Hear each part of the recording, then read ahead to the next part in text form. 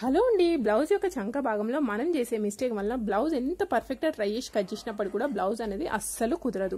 So మరి ఆ mistakes రాకుండా ఉండాలి అంటే ఏ ప్లేసెస్లో చేంజ్ చేయాలి, ఎక్కడ చేంజెస్ చేయాలి అనేది మనం ఈ వీడియోలో అయితే క్లియర్గా చూద్దాం. సో దానికోసం అయితే ఇది వచ్చేసి మనకి లైనింగ్ ఫ్యాబ్రిక్. ఇది ఎప్పుడు కూడా ఏ విధంగా ఫోల్డ్ చేసుకోవాలో మీ అందరికీ తెలుసు కదా. ఇక్కడ మీకు టైట్ కనబడుతుంది కదా, ఇది వచ్చేసి మనకి బొద్దు పార్ట్. ఇది ఎప్పుడు కూడా మనకి ఆపోజిట్లో ఉండే విధంగా క్లాత్ అనేది ఫోల్డ్ చేసుకోవాలి. ఈ విధంగా ఫోల్డ్ చేసుకున్న తర్వాత కింద క్లాత్ అనేది ఎట్లుంది, ఎక్కువ తక్కువ ఉంది, అందుకోసం ఒక లైన్ మార్కింగ్ చేసేసుకోండి. దానిపైన పావించ్ డిఫరెన్స్ తోని ఇంకొక లైన్ అయితే మార్కింగ్ పెట్టేసుకోవాలి. ఈ విధంగా తీసుకున్న తర్వాత నెక్స్ట్ బ్లౌజ్ యొక్క పొడుగు ఏ విధంగా తీసుకోవాలి, ఇక్కడ భుజం దగ్గర నుండి కింద డాట్ వరకు స్ట్రైట్ గా అయితే నోట్ చేసేసుకోండి.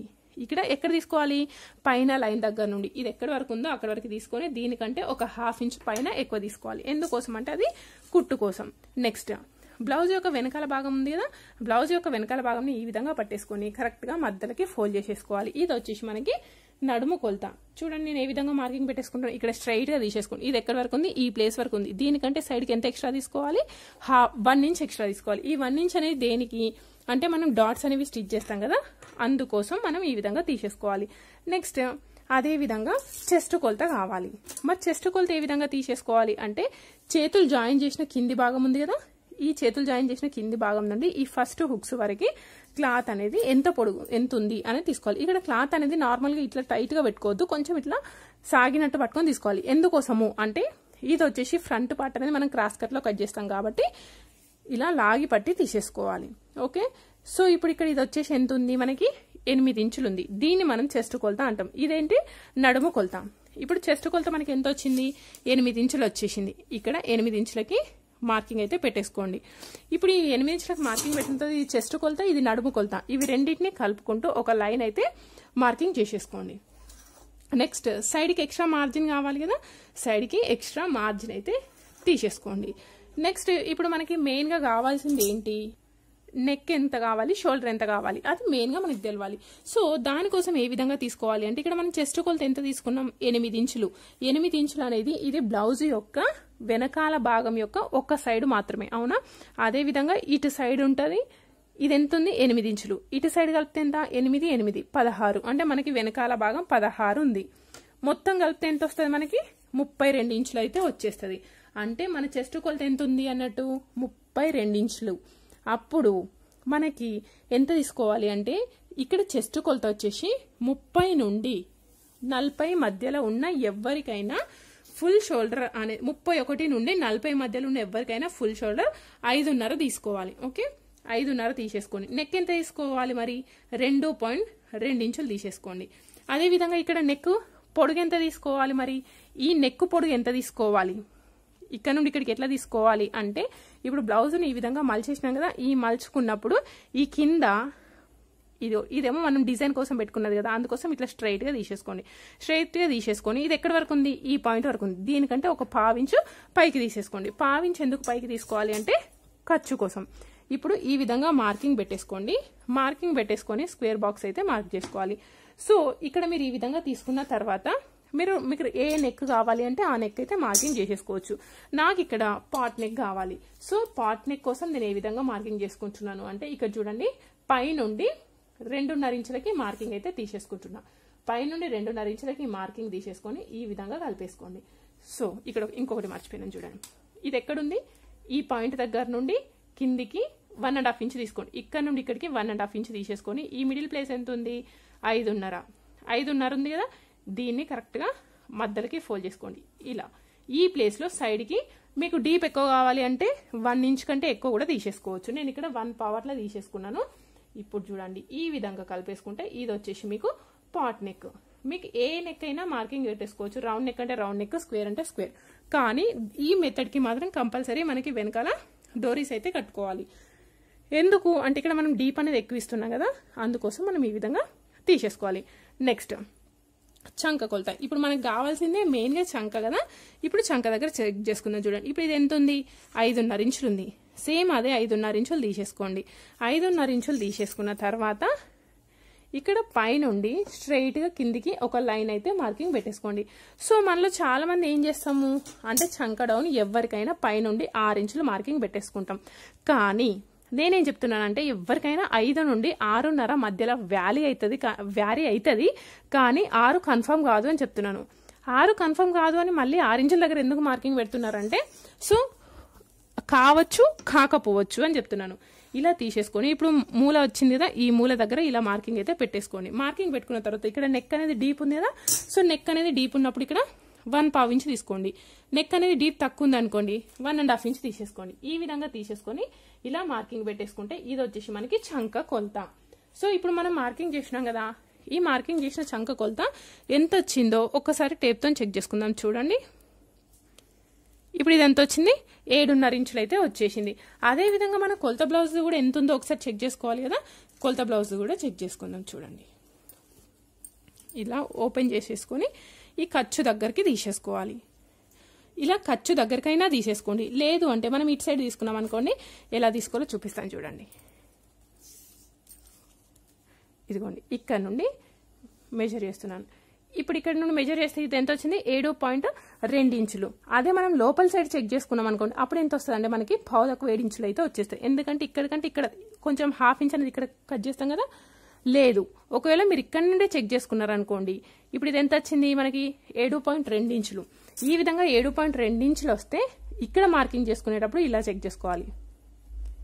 ఓకే,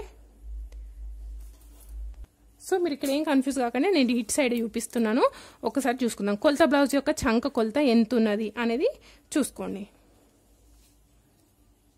చూడండి కొలత బ్లౌజ్ యొక్క చంక కొలత ఎంత వచ్చింది మనకి 7.2 ఇంచులు. కొలత బ్లౌజ్ది 7.2 ఇంచులు వచ్చింది. కానీ మనం మార్కింగ్ చేసింది ఎంత వచ్చింది మళ్ళీ ఒకసారి చూసుకోండి. ఇంతకుముందు మనం మార్కింగ్ చూసుకున్నప్పుడు 7.5 ఇంచులు అయితే వచ్చేసింది, అవునా. సో మార్కింగ్ చేసిందేమో 7.5, కొలత బ్లౌజ్ ఏమో 7.2 ఇంచులు. అప్పుడు ఏం చేస్తాం మనం, ఓకే కొంచెమే ఉంది కదా అని లీవ్ చేస్తాం.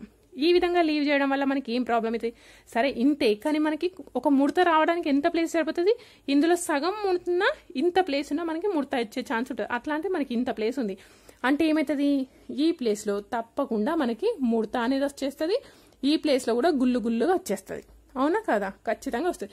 అదేవిధంగా ఇక్కడ షోల్డర్ అంటే చంక భాగంలో లూజ్ ఉన్నప్పుడు ఏంటి ఆటోమేటిక్గా షోల్డర్ అనేవి ఇట్లా లేచినట్టుగా ఇటు జారిపోయే ఛాన్సెస్ కూడా ఉంటాయి, అవునా. ఇది ఈ విధంగా కాకుండా ఉండాలి అంటే ఏం చేంజ్ చేయాలి అంటే 7.5 ఏదైతే ఉందో కరెక్ట్గా దాన్ని 7.2 ఇంచులకి చేంజ్ చేయాలి. ఏ విధంగా అంటే ఇప్పుడు ఏదైతే మనం 6 ఇంచులకి డౌన్ చేసుకున్నామో దాన్ని కొంచెం పైకి జరిపేసుకోండి. సేమ్ మళ్ళీ మూల దగ్గర నుండి 1/2 ఇంచ్ తీసేసుకొని సేమ్ ఇదే విధంగా మార్కింగ్ అయితే పెట్టేసుకోవాలి. చూడండి ఇప్పుడు నేను ఏ విధంగా మార్కింగ్ చేస్తున్నాను. ఇప్పుడు ఈ విధంగా కలిపేసుకున్నాం కదా, కలిపేసుకున్న తర్వాత ఇప్పుడు ఒకసారి చెక్ చేసుకుందాం ఇది ఎంత వచ్చింది అనేది. సో ఇప్పుడు కూడా కరెక్ట్ రావచ్చు రాకపోవచ్చు. సో కాకపోతే ఇక్కడ మాత్రం మనకి కరెక్ట్గా 7.2 ఇంచులు అయితే వచ్చేసింది. అంటే మనం మార్కింగ్ చేసింది ఎంత 7.2 ఇంచులు, కొలత బ్లౌజ్ ఎంత ఉంది 7.2 ఇంచులు. సరిపోయిందా. ఇప్పుడు చంకడోన్ ఎంత తీసుకున్నట్టు 6 ఇంచులు తీసుకున్నాం. ఇక్కడ మనం చేసిన మిస్టేక్ ఏంటి, చంక కొలత అనేది మనం మార్కింగ్ చేసిన చంక కొలత బ్లౌజ్ యొక్క చంక కొలత పర్ఫెక్ట్గా మ్యాచ్ కావాలి. అదే విధంగా ఈ చంక కొలత అనేది ఈ చెస్ట్ కొలతకి పర్ఫెక్ట్గా మ్యాచ్ కావాలి. ఇది కేవలం మనకి ఒక పాయింట్ దగ్గర. అదే విధంగా ఇంకా 2 పాయింట్ల దగ్గర కూడా చెక్ చేసుకోవాలి. అంటే చంక దగ్గర మనకి ఎలాంటి ముడతలు రాకుండా, ఫ్రంట్ ప్లేస్లో ఇగ్గినట్టు రాకుండా, ఈ ప్లేస్లో కూడా గుంజినట్టుగా కాకుండా, లేకపోతే ముడతలు రాకుండా, ఇక్కడ హ్యాండ్స్ జాయిన్ చేసినప్పుడు ముడతలు రాకుండా ఉండాలి అంటే మనం 3 ప్లేసెస్లో చేంజెస్ చేసుకోవాలి. అందులో ఫస్ట్ ప్లేస్ అయితే ఇక్కడ తెలిసింది కదా. నెక్స్ట్ ఇప్పుడు ఇది కట్ చేసుకున్న తర్వాత ఇంకొకటి ఏంటి, భుజాలు అనేవి జారకుండా ఇలా క్రాస్లో మార్కింగ్ పెట్టేసుకోండి. నెక్స్ట్ ఏంటి, ఇక్కడ వెనకాల డాట్ అనేది స్టిచ్ చేసుకోవాలి. డాట్ స్టిచ్ చేసుకునేటప్పుడు ఖచ్చితంగా సైడ్కి హాఫ్ ఇంచ్ అయితే తీసేసుకోవాలి. ఎందుకు అంటే ఇది వచ్చేసి మనకి బ్లౌజ్ యొక్క వెనకాల భాగంలో ఇట్లా లేస్తుంది కదా, లేవకుండా ఉండాలి అని అనుకుంటే డాట్ అనేది ఈ విధంగా స్టిచ్ అయితే వేసేసుకోవాలి. ఇది వచ్చేసి మనకి బ్లౌజ్ యొక్క వెనకాల భాగం. నెక్స్ట్ ఎప్పుడు కూడా వెనకాల పార్ట్ కట్ చేసుకున్న తర్వాత హ్యాండ్స్ అయితే కట్ చేసుకోవాలి. హ్యాండ్స్ కట్ చేసుకోవాలి అంటే హ్యాండ్స్ ఫస్ట్ ఆఫ్ ఆల్ మనం ఎక్కడ జాయింట్ చేస్తాం, చంక భాగంలో జాయింట్ చేస్తాం, అవునా. అంటే ఈ చంక కొలత ఎంత ఉంది, కొలత బ్లౌజ్ 7.2 ఇంచులు ఓకే, కానీ మనం మార్కింగ్ చేసింది ఎంత 7.2 ఇంచులు. ఇప్పుడు ఇక్కడున్న చంక కొలతను బేస్ చేసుకుని మనం హ్యాండ్స్ అయితే కట్ చేసుకుందాం. ఇటు సైడ్ మనం వెనకాల భాగం కట్ చేసుకున్నాం కదా, ఈ ఇంకో సైడ్ ఉంటుంది చూడండి, ఇక్కడైతే హ్యాండ్స్ కట్ చేసుకుందాం. దీనికోసం ఇట్లా డబుల్ ఫోల్డ్ చేసుకుంటే ఒకేసారి మనం 2 చేతులు అయితే కట్ చేసేసుకోవచ్చు. సో ఇక్కడ పోగులు అనేవి బయటకు ఉండే కాబట్టి ఒక లైన్ తీసుకొని దీనికోసం మళ్ళీ ఇంకొక లైన్ పావించి డిఫరెన్స్తో ఇంకొక లైన్ తీసుకున్నాం. ఇది ఎందుకోసము అంటే ఇది వచ్చేసి మనకి పైపింగ్ కోసం. లేదు మీరు ఈ విధంగా పైపింగ్ చేస్తేనేమో పావించి తీసుకోండి, లేదు హెమ్మింగ్ కావాలి అనుకుంటేనేమో 1 ఇంచ్ తీసేసుకోండి. ఇప్పుడు ఈ విధంగా తీసుకున్న తర్వాత హ్యాండ్ యొక్క పొడుగు ఏ విధంగా తీసుకోవాలి అంటే ఈ భుజం కుట్టు ఉంటుంది కదా, ఈ భుజం కుట్టుకి స్ట్రైట్గా హ్యాండ్ యొక్క పొడుగు ఎంత ఉందో అంత అయితే తీసేసుకోవాలి. ఇక్కడ నాకు వచ్చిన హ్యాండ్ యొక్క పొడుగు వచ్చేసి 5 ఇంచులు ఉంది. ఓకే, 5 ఇంచులు 1/2 ఇంచ్ ఎక్స్ట్రా మార్జిన్ అయితే తీసుకుంటున్నాం. ఎందుకోసము అంటే ఇది వచ్చేసి మనకి కుట్టు కోసం. ఇప్పుడు ఈ విధంగా తీసుకున్న తర్వాత హ్యాండ్ యొక్క ఫిట్టింగ్, ఈ లూజ్ పార్ట్ ఉంది కదా, ఇది వచ్చేసి మనకి హ్యాండ్ యొక్క ఫిట్టింగ్. ఇది ఎంత ఉంది అంటే 12 ఇంచులు. 12 ఇంచుల సగం ఎంత? 6 ఇంచులు. ఈ విధంగా మార్కింగ్ చేసుకున్నాం. ఓకే, పొడుగు అయిపోయింది, ఫిట్టింగ్ అయిపోయింది. నెక్స్ట్ ఇక్కడ హ్యాండ్ యొక్క డౌన్ అనేది తెలవాలి కదా. ఇదేం హ్యాండ్స్? 5 ఇంచులు ఉన్నది అంటే షార్ట్ హ్యాండ్స్. ఈ షార్ట్ హ్యాండ్స్కి చంక డౌన్ వచ్చేసి హ్యాండ్ యొక్క డౌన్ వచ్చేసి 2.5 కావాలి. 2.5 ఇంచుల దగ్గర మీరు ఈ విధంగా మార్కింగ్ అయితే పెట్టేసుకోండి. ఒకవేళ మీకు ఎల్బో హ్యాండ్స్కి కానీ లేకపోతే డిఫరెంట్ హ్యాండ్స్కి ఎంత కావాలి అనుకున్న వాళ్ళు కామెంట్ చేయండి. లేదంటే ఫుల్ వీడియో అనేది కింద లింక్ యాడ్ చేస్తున్నాను చూడండి. ఇక్కడ చూడండి బ్లౌజ్ యొక్క చంక కొలత ఎంత ఉంది ఇప్పుడు మనకి? 7.2 ఇంచులు. ఈ 7.2 ఇంచులు అనేది పొడుగు లైన్ పైన పెట్టండి. 0 అనేది హ్యాండ్ యొక్క డౌన్ తీసుకున్నాం కదా, అక్కడ తీసేసుకోవాలి. ఇప్పుడు ఇది వచ్చేసి మనకి ఫిట్టింగ్, సైడ్కి ఎక్స్ట్రా మార్జిన్ తీసేసుకోండి. తీసేసుకున్న తర్వాత ఇక్కడ వచ్చేసి మనకి 2 ఇంచుల దగ్గర ఒక మార్కింగ్ అయితే తీసేసుకుంటాను. ఈ 2 ఇంచుల వరకు ఇట్లా స్ట్రైట్ ఉంది కదా, దీన్ని కొంచెం ఇట్లా రౌండ్ వేసేసుకుంటూ ఈ పాయింట్ ని కలిపేసుకోవాలి. ఇది వచ్చేసి మనకి హ్యాండ్ యొక్క perfect curve shape. Okay, next ఈ విధంగా కట్ చేసుకుంటాం. ఇప్పుడు ఆల్మోస్ట్ మనకి హ్యాండ్స్ జాయిన్ చేసేటప్పుడు 50% అనేవి ముడతలు రాకుండా ఉండడానికి ట్రై చేస్తుంది. ఎందుకోసము అంటే బ్లౌజ్ యొక్క వెనకాల భాగం యొక్క చంక కొలత హ్యాండ్ యొక్క చంక కొలత పర్ఫెక్ట్గా మ్యాచ్ అయింది. అంటే ఏంటి? ఒకసారి ఇక్కడ చూడండి. ఇప్పుడు ఈ చంక కొలత ఎంత ఉందో ఈ చంక కొలత కూడా పర్ఫెక్ట్గా ఉన్నప్పుడు మనకి ఇక్కడ ఎక్కడ కూడా గుంజినట్టు కానీ లాగినట్టుగా కానీ కాదు. ఓకే, నెక్స్ట్ అదే విధంగా వెనకాల భాగం ఓకే, కానీ ఇక్కడ ఫ్రంట్ మనకి ముడతలు వస్తున్నాయి.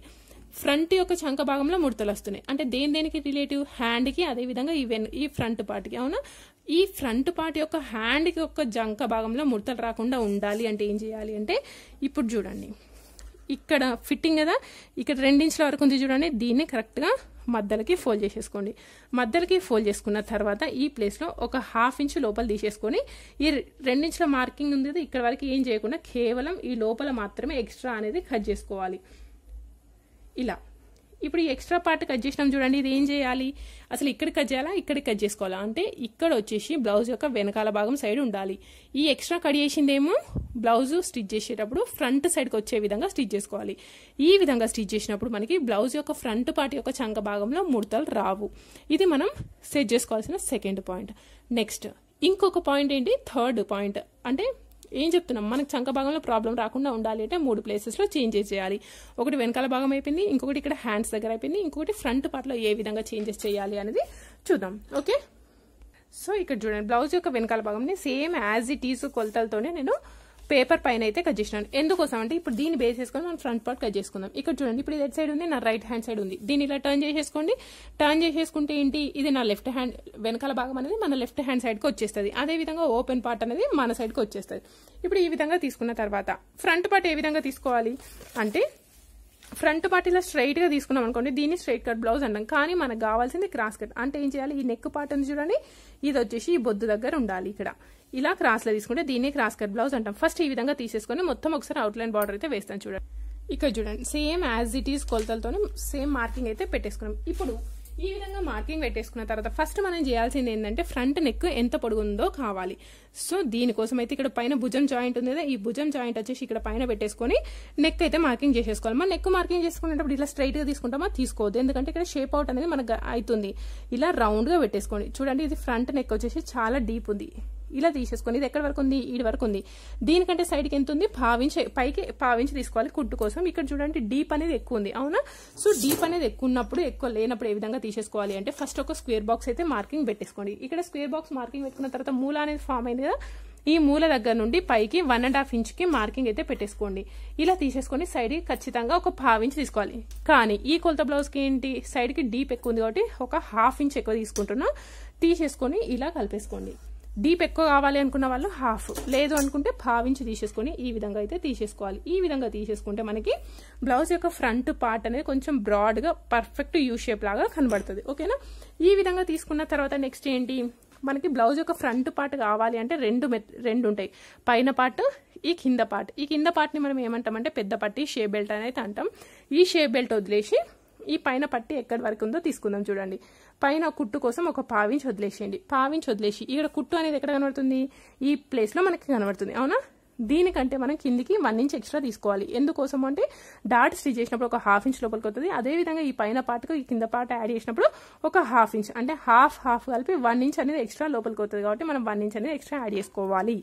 నెక్స్ట్ అదేవిధంగా సైడ్కి కూడా ఇక్కడ నుండి ఏడు వరకు ఉంది, ఈ పాయింట్ వరకు ఉంది. నెక్స్ట్ దీనికి ఎంత ఎక్స్ట్రా తీసుకోవాలి, 1 ఇంచ్. ఎందుకు 1 ఇంచ్? Same concept. ఒకవేళ ఇక్కడ కుట్టు కనుక లేకపోతే 1/2 ఇంచ్ తీసేసుకోండి. నెక్స్ట్ బ్లౌజ్ యొక్క ఫ్రంట్ పార్ట్ పొడుగు తీసుకోవాలి అంటే ఇక్కడ మెయిన్ డాట్ ఎప్పుడు కూడా ఇట్లా స్టిచ్ అయితే పడి ఉండదు.